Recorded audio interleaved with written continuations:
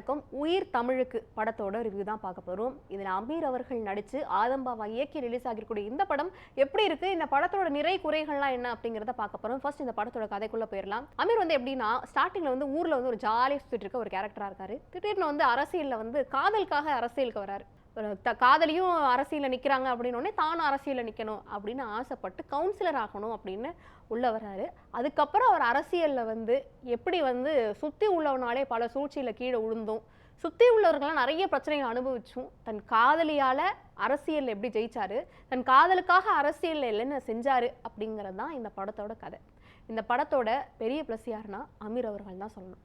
ஏன்னா அமீர் அவர்கள் ஒன்மேனா இந்த கதையை ஒட்டுமொத்தமாக இழுத்துட்டு போயிருக்காரு அப்படின்னு சொல்றதுல எந்தவித மறுப்புமே கிடையாது, எந்தவித பேச்சுக்களுக்கு இடமும் கிடையாது.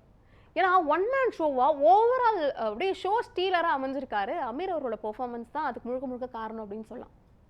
ஃபர்ஸ்ட் ஹாஃபில் ஊரில் இவர் இப்படி தான் ரவுடித்தனம் பண்ணிட்டு அரசியலில் உள்ளே வருவாரோ அப்படின்னு நம்ம ஒரு சில்லியாக நினைக்கிற ஒரு கேரக்டர் அப்படியே ஸ்டெப் பை ஸ்டெப்பாக ஒரு அரசியல்வாதியாகி ஒரு பிரம்மாண்டமாகி நிற்கும் போது ரியல் லைஃப்பில் ஒரு கேரக்டரை பார்க்குற ஃபீலை எல்லா இடத்துலையுமே ஒரு காமெடியும் ஒரு நக்கல் நையாண்டின்னு சொல்லுவோம்ல அந்த பாடி லாங்குவேஜில் அதெல்லாம் சேர்த்து கொண்டு ஒரு அரசியல்வாதியை கடைசியில் திமுறா கெத்தா அந்த மாதிரி ஒரு இடத்துக்கு போகிற வரைக்கும் அவரோட பெர்ஃபார்மன்ஸில் ரொம்ப அழகாக ஒரு டிரான்சிஷன் காட்டியிருக்காரு. அது பார்க்குற ஆடியன்ஸ்க்கு பயங்கரமான சில இடங்கள்லாம் பயங்கரமான அந்த டயலாக்லாம் பேசுகிறாரு. அந்த இபிஎஸ் அவர்கள் ஓபிஎஸ் அவர்களை வச்சு கலாய்ச்ச விஷயமா இருக்கட்டும், ஓபிஎஸ் அவர்கள் போய் சமாதியில் பண்ணுற அந்த தர்ம யுத்தம் சொல்கிற விஷயமா இருக்கட்டும், இது எல்லாத்தையுமே படத்தில் யாரையுமே அஃபெண்ட் பண்ணிடக்கூடாது அப்படிங்கிறதுக்காக அவர் அந்த ரோல் பண்ணாரான்னு தெரியல.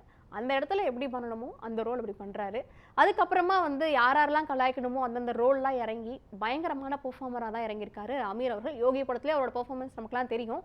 ஆனால் இந்த படத்தில் இன்ட்டு டபுளாக இருந்த மாதிரி ஃபுல் எனர்ஜெட்டிக்காக இறங்கியிருக்காரு. அதே மாதிரி இந்த படத்தில் ஆக்டர்ஸ் கோ ஆக்டர்ஸ்லாம் நடிச்சிருக்காங்க. அதில் சாந்தினியாக இருக்கட்டும், சாந்தினியோட பெர்ஃபார்மன்ஸ் எப்படி இருந்துச்சுன்னா இவங்களை ஃபர்ஸ்ட் நான் பார்த்துட்டு இவங்களோட பெர்ஃபார்மன்ஸ் சொல்கிறேன் அப்படிங்கிற மாதிரி தான் இருந்துச்சு. ஏன்னா அவங்களுக்கும் அந்த ஸ்க்ரீன் ப்ரெசன்ஸ் அவ்வளோ நல்லா இருந்துச்சு. அமீர் அவர்களோட காம்பினேஷன்லாம் பக்காவாக பேரப் பண்ணியிருந்தாங்க. அவங்க ரெண்டு பேருக்கு உள்ள கெமிஸ்ட்ரியாக இருக்கட்டும், இல்லை இவர் அமீர் அவர்களை நாங்கள் ரிவெஞ்ச் எடுக்கணும் அப்படின்னு சொல்லிட்டு அவங்க அப்போ ஒரு அரசியல்வாதியாக வரப்போ அந்த மாதிரி ரோலுக்கு அவங்க பண்ண விஷயமா இருக்கட்டும், அவங்க ரொம்ப அழகான பெர்ஃபார்மன்ஸ் தான் த்ரூ அவுட்டாக படத்தில் டெலிவர் பண்ணியிருக்காங்க.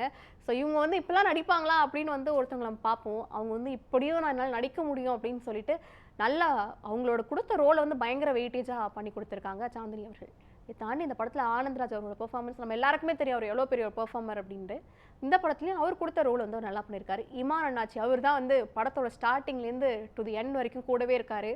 கூடவே ஒரு கேரக்டர் நமக்காகவே எல்லாம் பண்ணும் அப்படின்னு நினச்சிட்டு இருப்போம் இல்லையா, அந்த கேரக்டர் என்னென்ன நமக்காக பண்ணுமோ அதை எல்லாமே பண்ணுற மாதிரி ஒரு ஆளாக இருக்காரு. அவரோட காமெடியும் நிறைய இடத்துல ஒர்க் அவுட் ஆயிருந்துச்சு இந்த படத்தில். அவருக்கும் அமீருக்கும் வர காமெடிஸ்லாம் நிறைய ஒர்க் அவுட் ஆயிருந்துச்சு இந்த படத்தில். அடுத்ததான் இந்த படத்தோட டைரக்டர் ஆதம்பாவா அவர்கள் ஒரு நல்ல ஸ்டோரி லைன் எடுத்திருக்காரு. நல்ல ஆடியன்ஸ்க்கு ஒரு விஷயத்த சொல்லணும் அப்படின்னு நினச்சிருக்காரு. அரசியலில் நடக்கிற விஷயங்கள் எல்லாமே ஒரு கேலித்தனமாக ஒரு நையாண்டியாக நகைச்சுவையாக கொண்டு ஆடியன்ஸ் டெலிவர் பண்ணணும்னு நினச்சிருக்காரு. ஸோ அந்த வகையில் ஒரு ஆடியன்ஸ் ரீச் பண்ணியிருக்காரு. ஆனால் ஆடியன்ஸ் கிட்ட இது எல்லா ஆடியன்ஸையும் போய் ரீச் பண்ணுமா அப்படின்னு கேட்டால் எல்லா ஆடியன்ஸையும் ரீச் பண்ணுறதுக்கான வாய்ப்பு ரொம்ப கம்மியாக இருக்கும் அப்படின்னு தான் நினைக்கிறேன். ஏன்னா அவர் டார்கெட் பண்ண ஆடியன்ஸ் அவர் ஃபுல்ஃபில் பண்ணியிருக்காரோ, மற்ற ஆடியன்ஸ்க்கு இந்த படம் போய் சேருமா சேராதாங்கிறதுல குழப்பம் தான். ஏன்னா அவர் எடுக்கிற சில சீனாக இருக்கட்டும், இல்லை அவர் அந்த கிராமத்தில் நடையில் சில ஸ்டைலில் விஷயங்கள்லாம் பண்ணியிருக்காரு. அது டு தி கோர் சொல்லணும் அப்படின்னா சில ஆடியன்ஸை மட்டுமே சாட்டிஸ்ஃபை பண்ணுற மாதிரி நிறைய சீன்ஸ் படத்தில் இருக்குது. அமீர் அவர்களுக்கு ஒரு டயலாக் கொடுத்துருப்பாரு. அந்த டயலாக் அவர் டெலிவர் பண்ணதை விட இவர் ஒரு டேரக்டராக அதை எப்படி எடுத்து காட்டியிருக்காரு ஆதம்பாவா அப்படிங்கிறதெல்லாம் ரொம்ப சூப்பராக பண்ணியிருக்காரு. இதை தாண்டி இந்த படத்தோட கிளைமேக்ஸில் ஒரு டிபேட் சீன் நடக்கும். அந்த டிபேட் சீன் அந்த நியூஸ் ஓடுற பரபரப்போட அந்த எலெக்ஷன் வர ரிசல்ட் அப்படின்னு சொல்லிட்டு அந்த காட்சியெல்லாம் ரொம்ப அழகாக பண்ணியிருப்பாங்க. ஸோ அந்த டிபேட் வச்சவங்களா இருக்கட்டும், இல்லை அதில் பார்ட்டிசிபேட் பண்ணவங்களா இருக்கட்டும் சொல்லிட்டு அங்கே வந்தவங்க கூட அந்த காஸ்டிங் வைஸ் ஒரு டேரக்டர் சூப்பராக காஸ்ட் பண்ணியிருக்காரு, எல்லாரையுமே சூஸ் பண்ணியிருக்காரு. ஆனால் இந்த கதையும் இந்த கருத்தையும் எல்லா ஆடியன்ஸையும் டு தி வைடராக கொண்டு போய் ரீச் பண்ணுமா அப்படின்னு கேட்டால் அது கொஞ்சம் கஷ்டம் தான். ஏன்னா அவங்க இன்னுமே நிறைய ஸ்டோரி லைன் இம்ப்ரூவ் பண்ண வேண்டியது இருந்துச்சு. இன்னுமே அவங்க இன்னும் கொஞ்சம் என்கேஜிங்காக நம்மளை வச்சிருந்துருக்கலாமோ அப்படிங்கிற விஷயம் நமக்கு அங்கங்கே பட்டுட்டே தான் இருந்துச்சு. அப்புறம் இந்த படம் ஒரு ப்ரொடக்ஷன் வேல்யூவில் பயங்கரமான ஒரு படமாக தான் நமக்கு பார்க்கும்போது அவுட்டில் தெரிஞ்சுது. ஏன்னா பயங்கரமாக செலவு பண்ணியிருப்பாங்க போல இந்த படத்துக்காக. ஒரு அவுட் பார்க்கும்போது இந்த படம் வந்து கொஞ்சம் வருஷத்துக்கு முன்னாடி எடுக்கப்பட்டது அப்படிங்கிறாங்க. ஆனா இந்த படம் வந்து நமக்கு ஒரு அவுட்டா பார்க்கும்போது அப்படி எந்த இடத்துலயுமே நமக்கு தெரியாது. ஏன்னா அந்த அளவுக்கு வந்து புரொடக்ஷனுக்காக இவங்க செலவு பண்ணியிருக்காங்க. அவங்க போட்ட செட்டா இருக்கட்டும், இல்ல ஆர்ட் டைரக்ஷன் டீமா இருக்கட்டும், எல்லாம் ரொம்ப சூப்பராவே ஒர்க் பண்ணியிருக்காங்க இந்த படத்துக்காக. குறிப்பா வந்து இந்த மாதிரி தேர்தல் காலத்தில் நடக்கிற படம், அதை வந்து ஒரு ஆடியன்ஸ் கொண்டு போய் வைடரா ரீச் பண்ணும் அப்படின்னா, அவங்க கண்டிப்பா ஆர்ட்டுக்கு வந்து ஆர்ட் டைரக்ஷன் டீம் வந்து செட்ல இந்த ப்ராப்ஸ்லேருந்து எல்லாத்துக்குமே செலவு பண்ணும். அது ரொம்ப அழகா வந்து இந்த படத்துல யூஸ் பண்ணி யூட்டிலைஸ் பண்ணி எடுத்திருக்காங்கன்னு சொல்லலாம். அதே மாதிரி இந்த படத்தோட கேமரா ஒர்க்குமே சரி, ஒரு டீசென்ட்டான ஒர்க் தான் த்ரூட்டா இந்த படத்துல கொண்டு வந்து சேர்த்திருக்காங்க. அதே மாதிரி எடிட்டிங் வைஸுமே சரி. ஆனா இந்த படத்தோட குறை என்ன நம்ம சைட்ல இருந்து அப்படின்னா, இந்த படத்தை வந்து இன்னும் கொஞ்சம் டைம் டியூரேஷன்ல சின்னதாக்கி காட்டியிருக்கலாமோ அப்படிங்கிற ஒரு விஷயம் தான் நமக்கு தோணிட்டே இருந்துச்சு. ஸோ இந்த மாதிரியான சின்ன சின்ன விஷயங்கள் வந்து அவங்க சரி பண்ணியிருக்கலாம். ஸோ அந்த மாதிரி விஷயங்களால மட்டுமே இந்த படம் வந்து ஒரு ஆவரேஜான படமாக தான் பார்க்கப்படுது.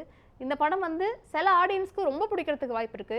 சில ஆடியன்ஸ்க்கு சில குறிப்பிட்ட சீன்ஸ் மட்டும் பிடிக்கிறதுக்கான வாய்ப்பு இருக்கு. சில ஆடியன்ஸ் போய் ரீச் பண்ண முடியாது அப்படிங்கிற ஒரு சுச்சுவேஷன் கூட இந்த படத்துக்கு ஏற்பட நிறைய வாய்ப்புகள் இருக்கு. ஆனா இந்த படம் வந்து ஒரு ஆவரேஜான படமா தான் இந்த வீக்கெண்ட் ரிலீஸ் ஆகியிருக்கு. மேலும் இதே மாதிரி நிறைய ரிவ்யூஸோட உங்களை சந்திக்கிறேன். Until then, tata bye from Shweta அண்ணா. செய்திகளை உடனுக்குடன் தெரிந்து கொள்ள உடனே சப்ஸ்கிரைப் பண்ணுங்க.